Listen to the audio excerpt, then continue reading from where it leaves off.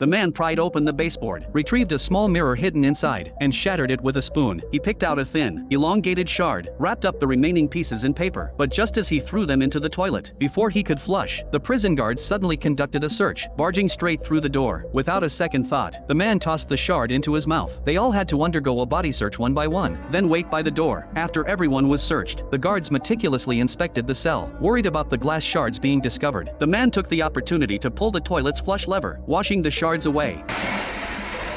Qui c'est qui a tiré la chasse? C'est moi, je t'avais jamais tiré d'extérieur. Oui, bah tâche de pas t'amuser comme ça, hein.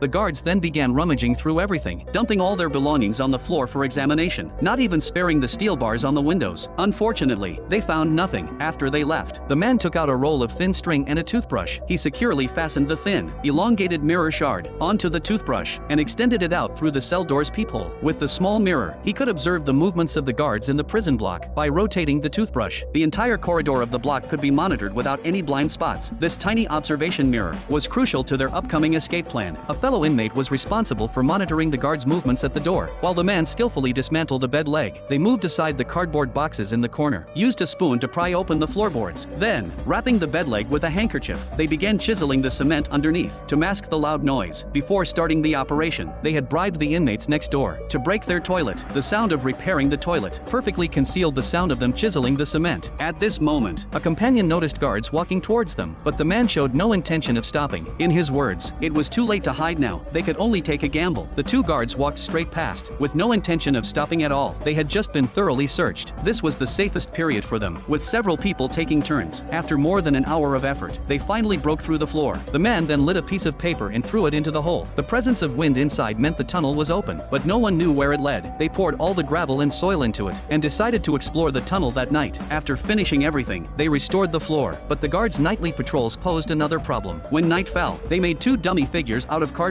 and connected the arms and thighs with strings. Pulling the strings would make the cardboard mimic body movements to deal with the guards during night patrols. Soon, it was time for the inspection. The two quickly hid in a blind spot. Success or failure hinged on this moment. The guards had to confirm the head count through the peephole. Several prisoners waved their arms, but one had his head covered, yet his body kept squirming. The guards didn't notice anything unusual, closed the peephole and left. It seemed the dummy figures made of cardboard, combined with the pulling of strings, were enough to fool the guards who didn't come inside to check. Immediately after, the man took out a spoon, unscrewed the bolts at the corner of the table, and pulled out a hacksaw from inside. They lifted the floorboards in the corner, revealing the hole they had dug during the day. The two took turns crawling down, while their cellmate lowered a rope tied to a rock, then covered the floorboards. The other end of the rope was tied to another companion's ankle to signal when they returned. Below was a cellar. To leave this place, they had to saw through the iron window in front of them. He had no choice but to take out the hacksaw and start sawing, to guard against patrolling guards. Every 20 strokes, they had to stop what they were doing and listen attentively to their surroundings.